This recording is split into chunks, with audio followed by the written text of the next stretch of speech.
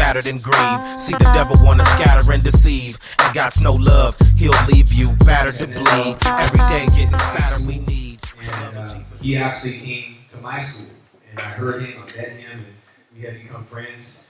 And he was very impactful in my life. Like, he told his story to me, and from that, it helped to shape me and to be the person I am. And so that being said, I really respect him. People I respect most in my life, and it's an amazing story to tell. So once you get your undivided attention, this is Reverend Darwin Benjamin. We welcome him, please.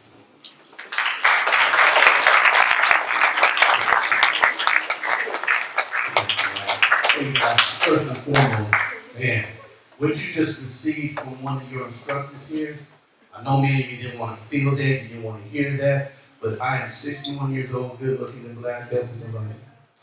And I want to let you know that there's no greater love than what you just received right there. Somebody that's willing to pull out the gold in you to get you to act right, so that you can think right, so that you can live right.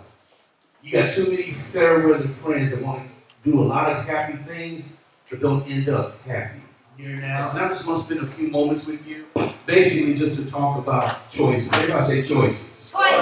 See, you make some great choices right now. But in order for you to make a great choice, somebody had to guide you and somebody had to direct you in helping you make a great choice. So this is what I'm going to say to you at this time that I have with you. I didn't come here to give you a lecture. I came here to give you a testimony of something I've lived, something I've done, something I'm not proud about, but something on a decision that got my life back on the right track. I didn't come here to just do a lecture to get paid. I come here to adopt you as family, because family is very important to me. And I know at the sound of my voice that many of you don't have family. Some of you come from foster homes, some of you come from single mom's home, some of you have some situations and lives in circumstances that are horrible. But understand this, you never allow your circumstance to dictate who you are. Your circumstances are the opportunity for promotion. Your problems become your potential. And so I want to share 3 things with you real quick that shape who you are. The first thing that shapes who you are, I want you to understand, imagine this canvas right here. This canvas is blank. You woke up this morning not really knowing what you were going to do, but when you came outside your mother's womb, people begin to speak words about you, say things to you, and do things to you that begin to shape what psychiatrists say is your self-image. And by the time you hit 16 years old, somebody say 16. 16. The time you hit 16 years old, understand this, that your self-image comes pretty much complete. What you do in your daily routine right now, young people, every day of your life, no matter how small or how big, the game is still the same today as it was when I was your age. Only different phases in time and the consequences have become greater. Their daily routine will determine your victory or your victory and success or your failure and defeat. Failure is not a person. Failure is a choice. It's all about a choice. You have to decide how you want to live your life. And how is it going to turn out in the end? Because life is going to chew you up and spit you out like a piece of gum if you don't understand who you are and about the choices that you make. Your choices just don't affect you, but they affect somebody else. Your friends, your family, your loved ones, some acquaintances. I thought I had a whole lot of friends, but I just have a few friends. I'm lucky to count my friends on one hand, and that's outside my family. Everybody else is like an acquaintance. Somebody just says hi and bye. How you doing today? Oh, I'm doing great, but yet inside, I'm miserable. So understand, when you were inside your mother's womb, you already depended on somebody to take care of you. You depended on your mother to feed you, to change your diapers, because men just don't really like doing that, but it happens. You were not able to take care of yourself. But by words that were spoken over you, things that's been spoken to you, things that you begin to experience even as a young person, begin to paint a picture on the canvas of your mind, and it's called your self-image. I'm coming today with the hope of bringing you erasers that will connect with you so that you won't learn from my mistakes. First thing that shapes who you are is appearance. So many times we judge people by what we see instead of who they really are. Do we have a race problem in our world today? Absolutely. It's called the human race. I'm not talking about the exterior of a person's color of their skin and their culture. It's the human race. We have devalued human life like it ain't nothing. If you're going to judge people by just what they see, you are going to miss out on some great opportunities, great journeys of knowing people and having people help you and you help people. So many times people look at people and say they don't wear the clothes that I wear. They don't have the same color I have. Her hair is not like mine. Oh, she's poor, she's rich. You judge people by what you see without really knowing who they are. You never get to tell what's really going on in their heart. That's what I call posers, fake friends. Friends that really don't care about you, but they're just trying to fit in with the crowd to get some excitement, to get some fame, and get people to think that they got it all going on and don't even realize that they're the ones that hurt the most. Usually the person that stops off the most in an assembly, the person I can identify with, is the person that's hurting the most. And then you have those who just cross their arms and act like they really don't want to care or don't listen because of their private pain. I understand that. I've lived that. I've done that. So number one is don't judge people by what you see. Judge people for who they are. And if you don't have the heart or the strength to come up and introduce yourself to somebody and begin to allow them to get to know you, to open themselves up like a flower blossoming, then don't judge people on what you see on the outside without really knowing who they are.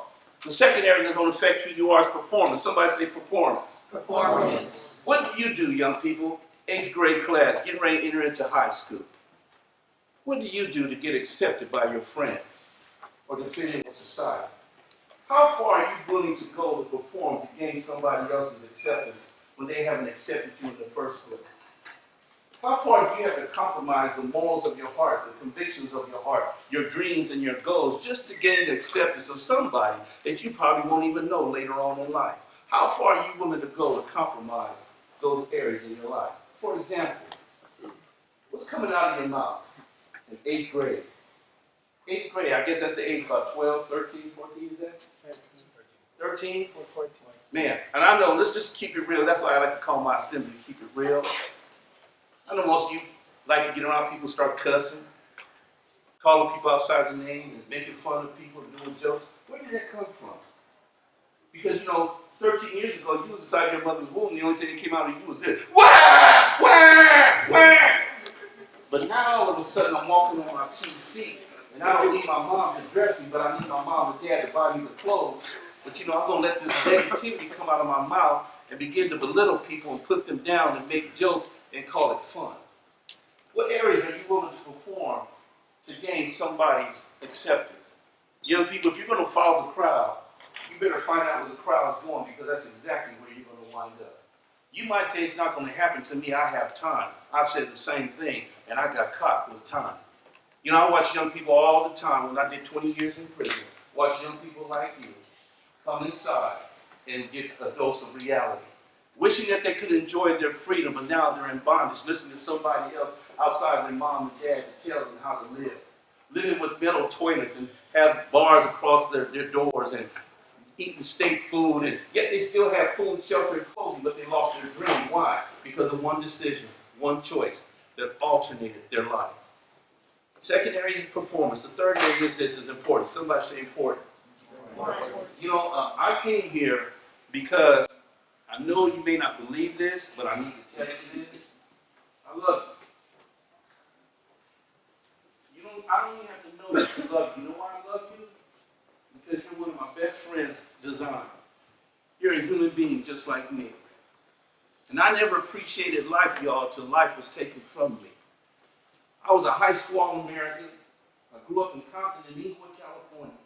My daddy was a short Navy military man who fought for the rights of this country to allow you, as well as many others, to live, to vote, to achieve the American dream, to make something out of your life.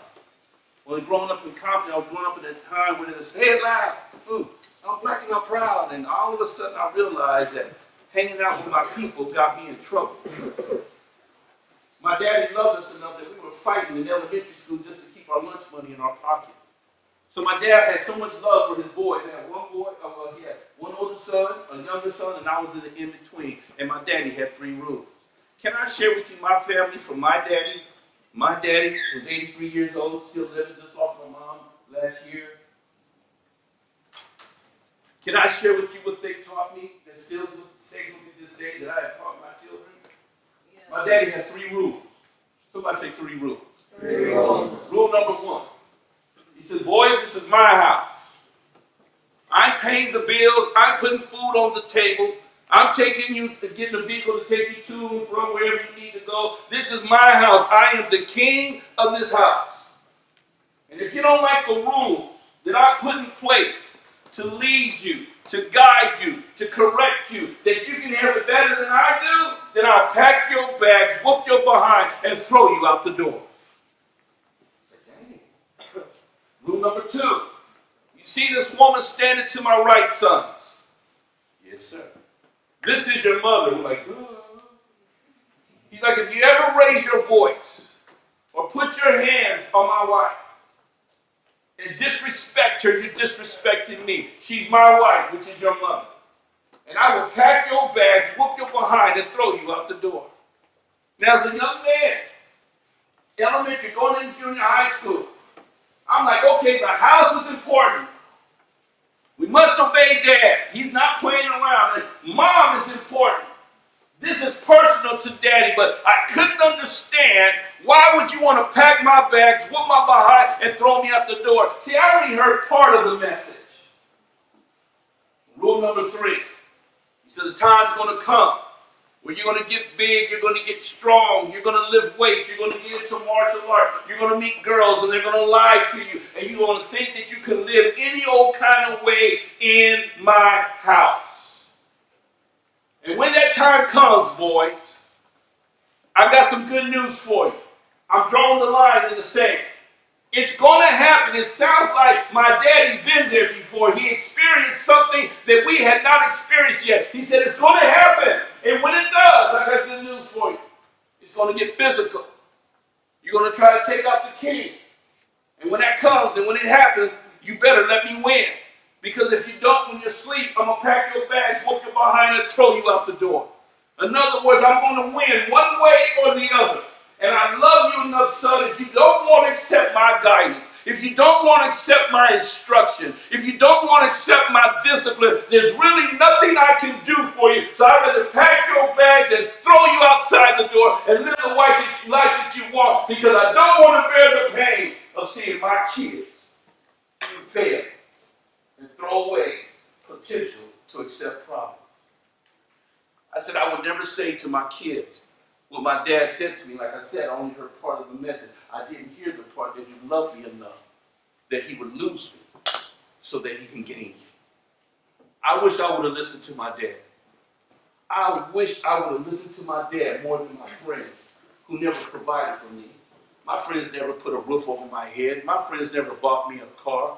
My friends never put clothes on my back. My friends never paid for my education. So my daddy loved us enough to move us out of Compton to Inglewood, where I went to a predominantly all-white high school as they began to integrate the school. And I became a high school All-American football player. When I was growing up in Inglewood in the late 60s and 70s, this is how I was greeted in high school. They used the N-word, and I'm not speaking about Negroes.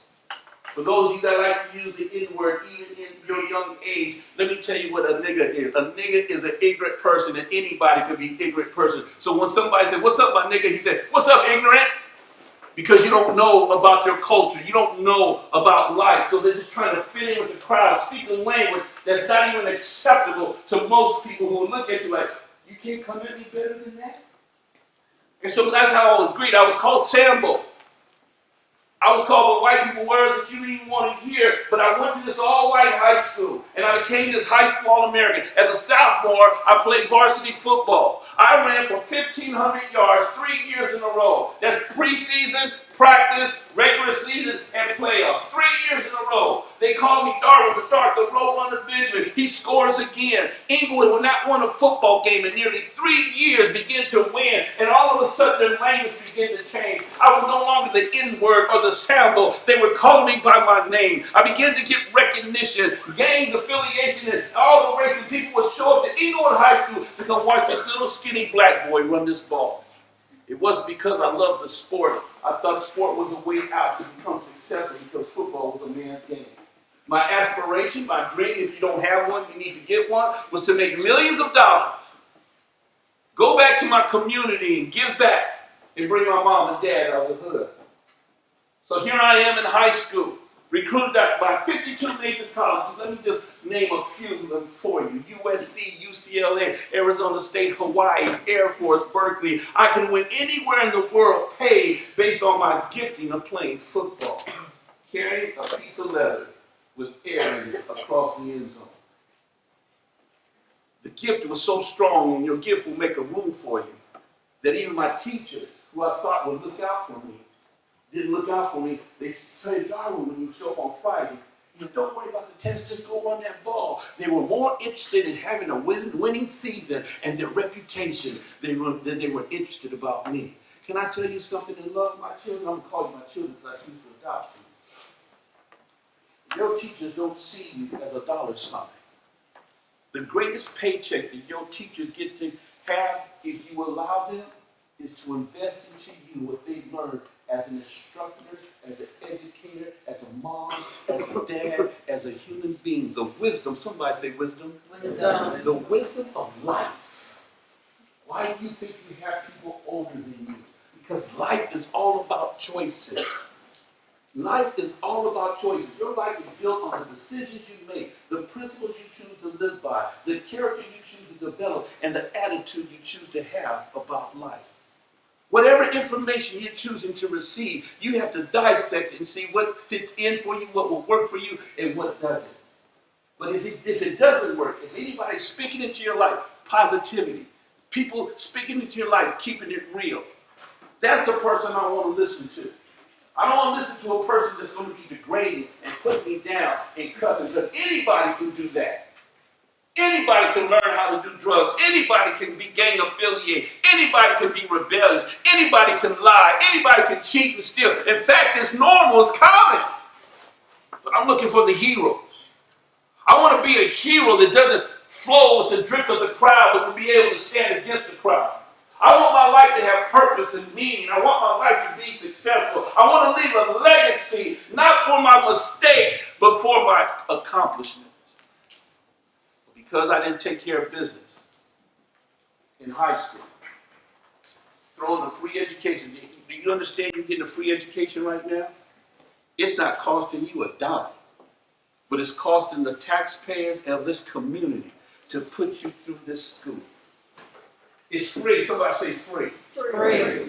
But yet we take this freedom that we've been given and we take the blessing and turn it into a curse. And then we just take what we learned here that's negative instead of positive, because we're influenced by peer pressure. Then we take it into high school when the peer pressure becomes greater. Performing. You're not too young to hear this. I'll be delicate with what I say. As an ex-wannabe, inter-skip, ladies pin, playboy, Mac Daddy, hustler, I'm going to tell you something. If it hasn't happened yet, and if you're not doing it yet, it's going to happen. But if you're in this school and you're sleeping with somebody, having sex to get accepted, you're not being accepted, you're being used. And you were never meant to be used. Don't you allow any young man or any young lady to use you. Because what you lose, you can't get back. And you get a tie that's so strong that you won't understand the pressure that's going on. That young man that you sleep will not be the man that you marry. I'm telling you that right now. That young lady that you sleep with will not be the woman that you marry. I'm telling you that right now. You're in for a bunch of heartache and displeasure that you wish you never had. So here I am in high school. You think I took care of my education when I got to college? No, because I trained myself to be disobedient. I've trained myself to be rebellious. I've trained myself to take a shortcut. So in college, I wound up leading the nation in kickoff return, being looked at by the NFL athletes and pro athletes. But words are powerful. Somebody say words. Words. My running back coach, I won't mention his name, God rest his soul, looked at me one day when I confronted him by not allowing me to play the game. And he said these words, Darwin, you are nobody. You're just a little skinny black kid from Compton in Inglewood, California, that's trying to make a difference in his life, but it's not going to work up here to stop in California. And we would never allow a black young man from Compton, California to outrush our all-PCAA, all-American white boy. It broke my heart. So I had no more desire to play football. Graduate from college? Crazy. Me? I didn't even go to class. My senior year at the University of Pacific in Stockton, California, one of my greatest regrets was not taking advantage of my education. My senior year, I had to carry 12 units. And they said I still wouldn't graduate because I didn't have that many units. I had to go to 2 summer school sessions, and I had to get straight A's. I didn't even know what an A was in order to be able to graduate.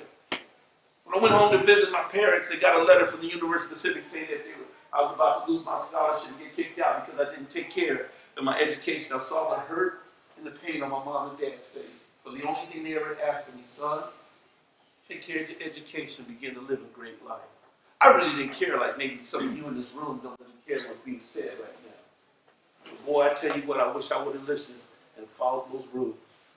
So I wound up becoming strung out on cocaine, crack, marijuana, and alcohol for 8 years.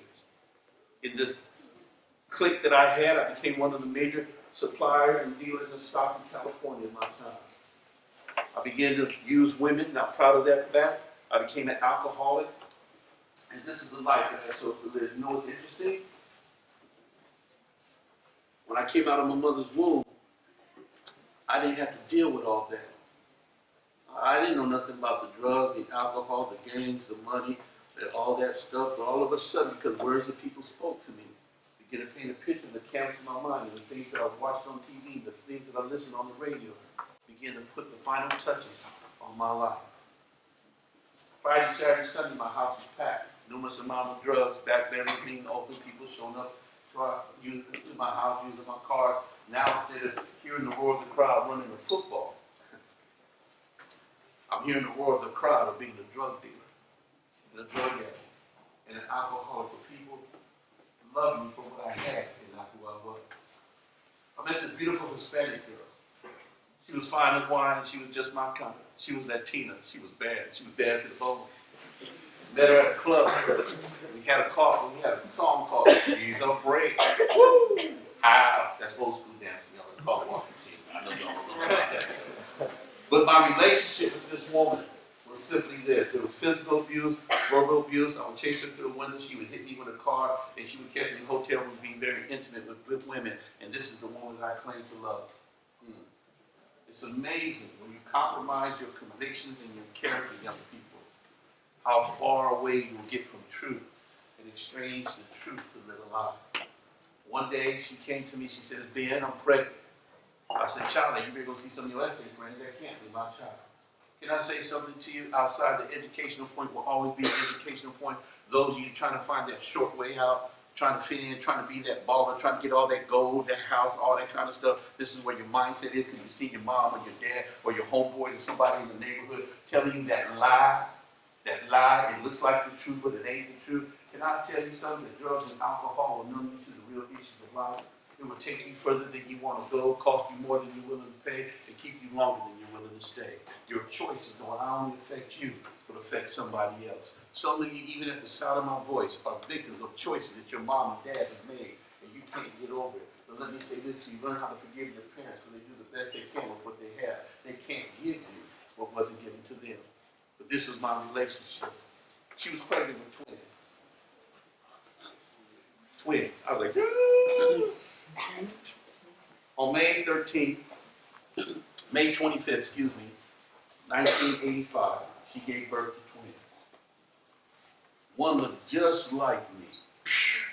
Looked so much like me, I would know what I would look like if I was a woman. Come on, man, that's how much she looked like me.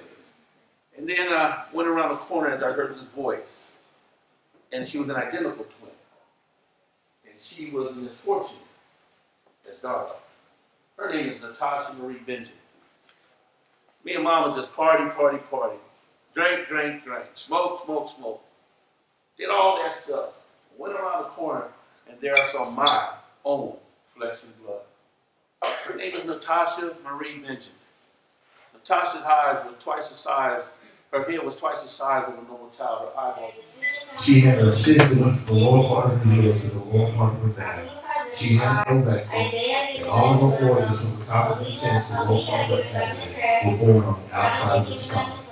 And I'll never forget on that day when I went inside and I took this index finger and I put it inside the incubator and she grabbed it with her right hand with this sensation, even though she couldn't speak, and even though she couldn't open her eyes, the sensation was, Daddy! Daddy, I know it's you. Help me. Oh, how I hurt. And I pulled my hand away and I touched the coke and the crank, and I knew, beyond a shadow of a doubt, that the lifestyle and choices that me and my lady chose to live has caused my baby to be born in this horrific condition. 5 days came and gone. They needed me to give them permission to pull the plug to see if she could live on her own because she needed help breathing. And here I am in the position saying, who am I to determine who should live and who should die? I didn't have friends that spoke positiveness to me. All I knew was drug dealers, drug addicts, alcoholics, partiers. That's all the people that I knew. And so I gave them permission to pull the plug. And the doctors came and told me that Natasha Marie Benjamin, half black, half Hispanic, was dying. Choices. I ran through those double doors, and I grabbed my baby girl, and I wrapped her up with a blanket so her organs wouldn't fall out. And I held her in my arms like this. And she began to turn color on one side, and she began to shake, and she was fighting for her life, just fighting to breathe, fighting to live. And I said these words, baby, I'm so sorry what Daddy's done to you. But I'm going to get my life in order. I'm going to get right. And I'll see you in heaven in the kingdom of God. You believe what you want. But for the first time in her 5-day-old life, when I spoke those words, Natasha opened up her eyes and she looked at me. And she smiled. She went, and died in my arms at 5 days old. Changed my life. I became suicidal. Like I said, I spent 20 years in the prison, but the badge didn't protect me. I didn't want to live anymore. I lost everything that I had. Until I met my friend upstairs, my best friend. And nobody, any program I went to couldn't change me, get me off the drugs and the alcohol. I was toe up from the flow up, man. I was an embarrassment to my family. I didn't do my lady right. I wasn't doing my kids right. But until I met somebody upstairs, a friend that sticks closer than a brother, he literally changed my life and gave me hope. And I've been clean now for over 30-some-odd years, close to, and never touched any more cocaine, crank, marijuana, alcohol. And this is how I spend my life coming to talk to you young people to say this. Look at me. Every last one of you look at me. It's okay to say no to a fast lifestyle. It's okay to say no to gang affiliations and drugs and alcohol. It's okay to say no from being torn down and you have to be built up. It's okay to say no and yes to your future. Life is hard enough, man, and those Band-Aids are simply Band-Aids. I can't tell you the number of stories when I watch young men, black men, white boys, Hispanic, Chinese. It don't matter coming to prison what happens inside there to you, man. I don't even want to tell you. Representing something that doesn't represent you, and my choices affected loved ones. In fact, it affected the twin, her identical sister who said every year she goes to a cemetery. She wipes away the headstone, the ants on the headstone. We pull up the weeds, and she would look at me for over 20 plus years, say, Daddy, tell me one more time what my sister looked like. Look at me. I want you to catch this. She never asked to be a victim, but Daddy and Mama made her a victim. She never knows what her sister would ever look like until she looks in the mirror and sees herself. That every day she wakes up, she's lonely because when you're a paternal twin, identical twin, you feel the same thing that they feel, and she has this emptiness inside of her. Knowing that instead of being with best friends, she could have had a sister to grow up with. It will cost you something if you make wrong choices, young people, even in the 8th grade. Even in the 8th grade, you will pay a price. Nobody has gotten away with it. This is why I'm here to tell you the truth and say it's okay to say no. Until the day that I die, I will cry out the team with Mike Floyd and anybody else that needs help to give you reasons to say no. And you already know what's right from wrong. Don't ever allow your circumstances and your situations to dictate your present and your future. Because look at me. Your teacher said earlier, you're amazing. I'm going to tell you this. Look at me. Especially daughters. You're phenomenal. You're phenomenal. You're phenomenal. We need you. Those 7th graders need you. Those 6th graders need you. The 8th graders need you. You're phenomenal. You have something positive to offer instead of something negative. You say you can't? Well, I say you can. Because the twin that lived is here today. She's now 30 years old. I'm going to ask her to come up real quick to share whatever's on her heart. Because if anybody had a reason to say, anybody had a reason to be involved in drugs and sexual immorality and have hatred, discord, jealousy, and let the world chew them up and spit it like a piece of gum, is this young lady right here. She's my hero. She's somebody that I believe in. She's the godparent to so many kids. This is one of her goddaughters. She's going to school now to get a BA in counseling, going for her master's and then her doctorate because she wants to get a center to teach mime and counsel kids that have problems and instructions to go after their dreams, their goals, and their future. And she'll be the first to tell you to do what's right. It's a lonely road because she won't compromise the convictions of her heart. Many of her so-called friends won't have anything to do with her because she won't compromise. But she has a bright future. A bright, bright future. So, baby, I'm going to turn this over to you. You want the mic? I don't know. No. On the way here, I was thinking, I was like, what can I say that would motivate you, that would inspire you, that would want you to do better? And like you said, I had my goddaughter this weekend, and I was like, what would I want to tell her? What would I want to tell her to be better? Because you see, many of you in here have a story. All of you guys in here have a story, and a lot of it may be a lot worse than mine. You may go home to horrible situations at home. You may have a horrible situation here at school or your neighborhood, and you may be a victim like me. I didn't have a say or a choice in whether Natasha could live or die. But what I do have control over is the way that I respond to a situation, the way that I have control over my actions. And that's the same thing that you have the power to do. You have the power to make better choices. You have control over your emotions. You have control over your actions and your behavior. I may not like what had happened to me. Like my dad said, it is a very lonely road. When you're an identical twin, I do not like being alone. I don't like doing things alone. I constantly have a void in my heart that I'm trying to fill or trying to just take my mind off. Like, dang, well, if Natasha was here, because friends are going to let you down. My family sometimes is going to let me down. So I can only be in control of myself. And I'm proud to stand before you as a 31-year-old virgin who's never drank, who's never smoked, who's never clubbed, who's never drank. And I think it's crazy because, listen, y'all, I like y'all's reaction. We're going to be friends. We'll be friends. Because when I go into the high schools, they're like, oh my God, you're a virgin.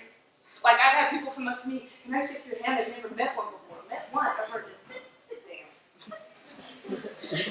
Or I've had guys that would be like, well, I would never date a virgin. Why? Because sex is like a job, experience required.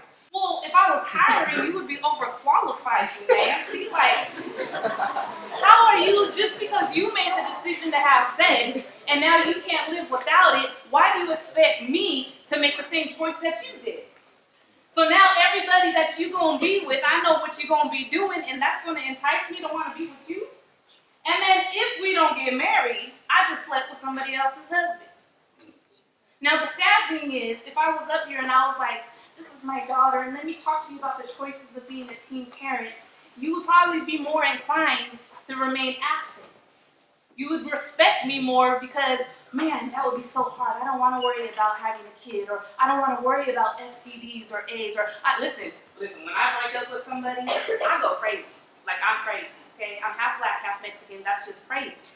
So can you imagine if I slept with you? I would probably be on Snap because I would just be so crazy. But the fact that I'm like, oh, I'm still a virgin, I don't get as much respect. What's up with that? Don't allow the pressures from your friend, the pressures from the world, the pressures from your neighborhood, even pressures from your parents to define your decision. Because at the end of the day, it's your life and you have to live with those outcomes. You are so much better. I love the teacher that was up here that's like, y'all are awesome by yourself.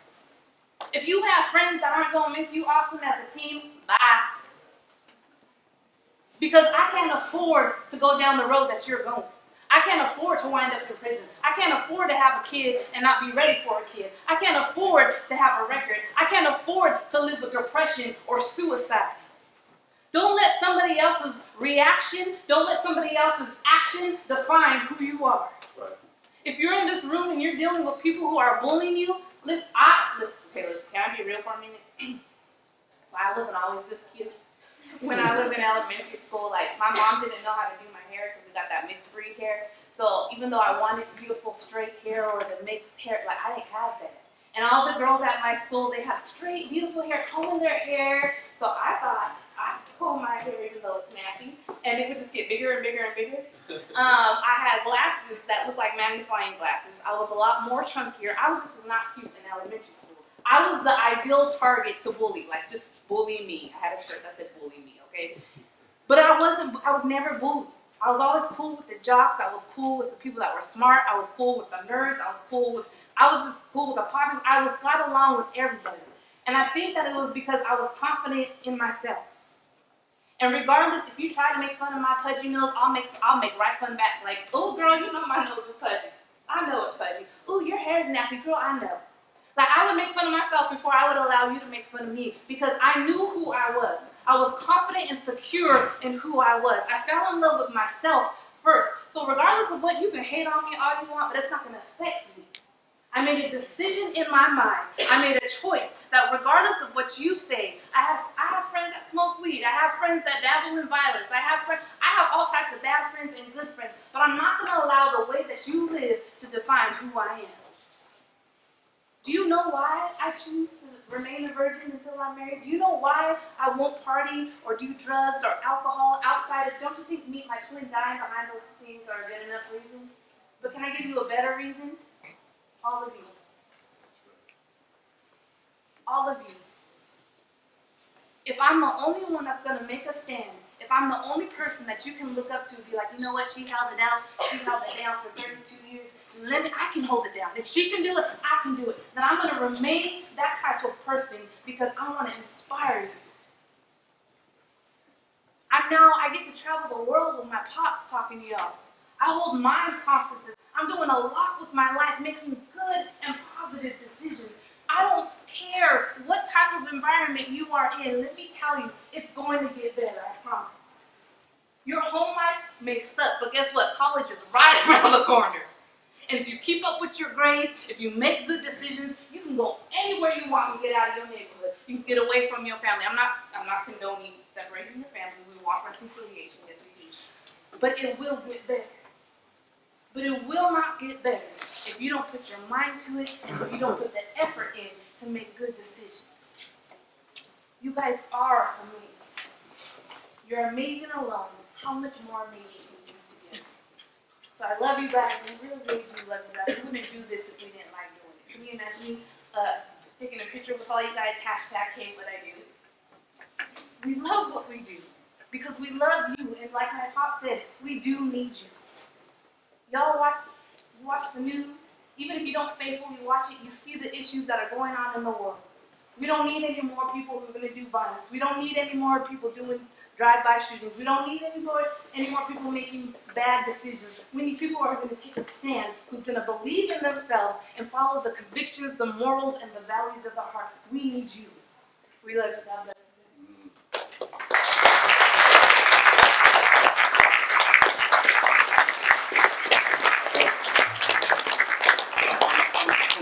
Close out, you guys, because I want you to know, I know I'm not a religious guy, but I cannot share my story without telling you that part of my testimony.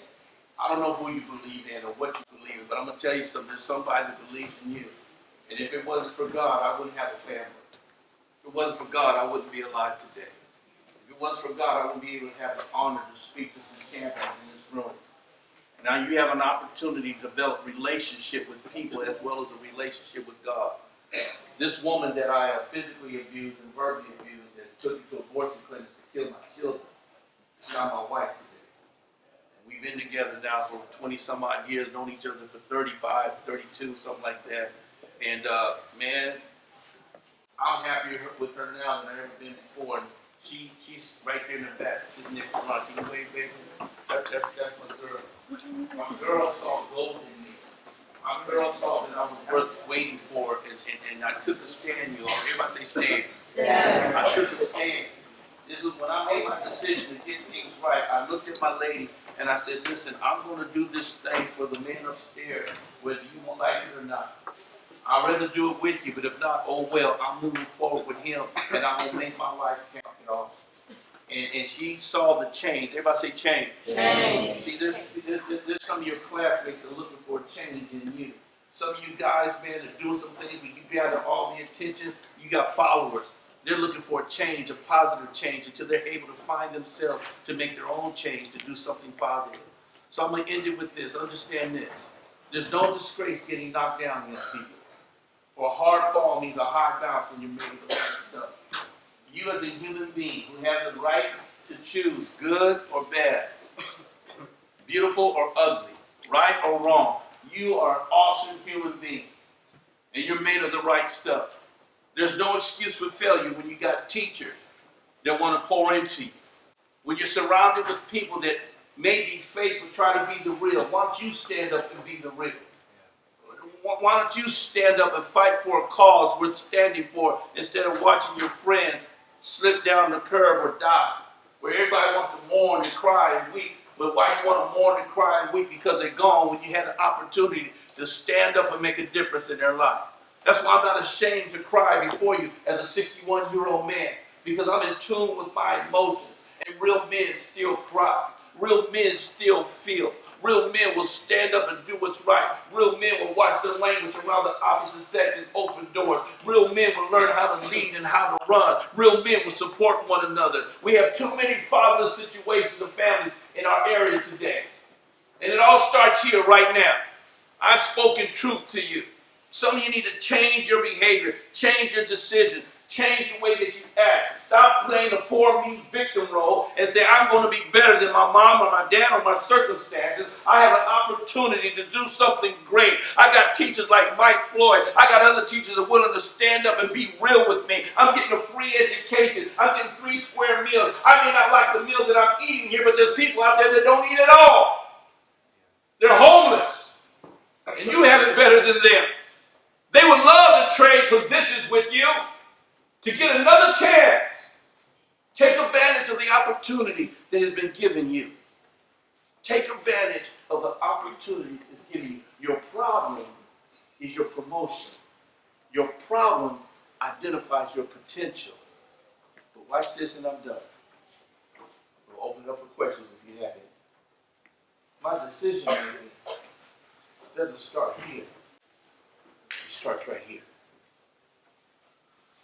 This main vessel called the heart that issues blood to all different parts of your body to keep you functioning and alive. You got to make a decision in your heart. I shall not be moved.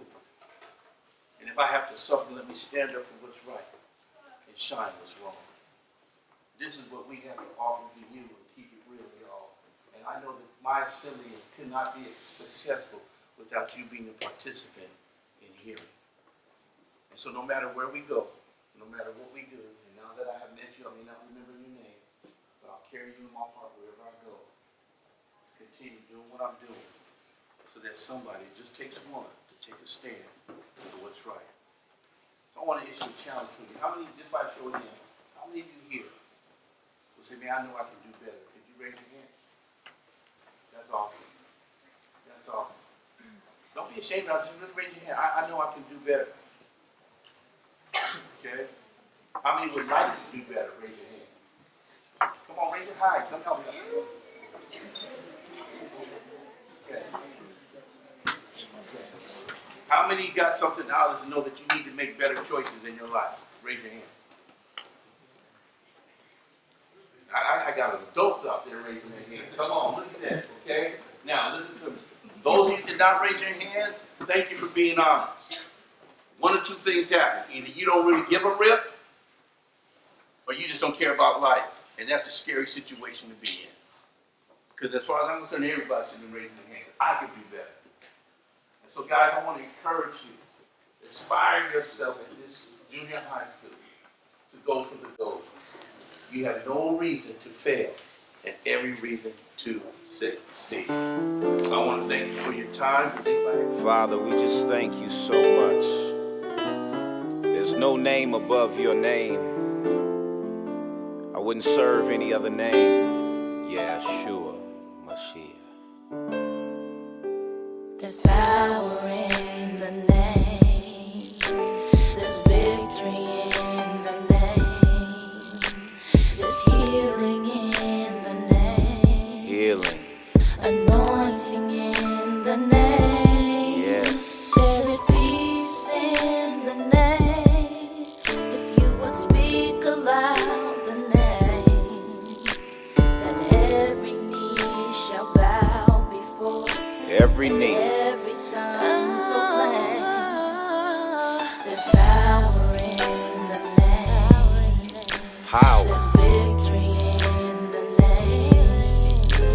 There's healing in the So much healing. anointing in the name.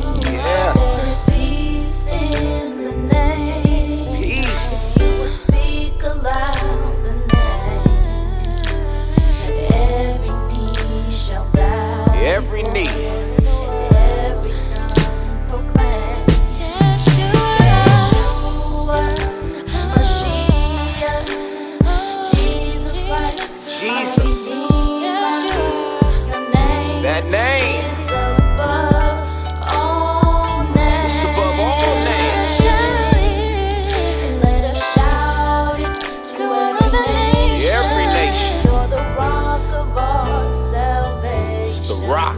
Yeshua, we bless your name. We bless your name. We bless your name. Yeshua, Yeshua. we bless We bless your name.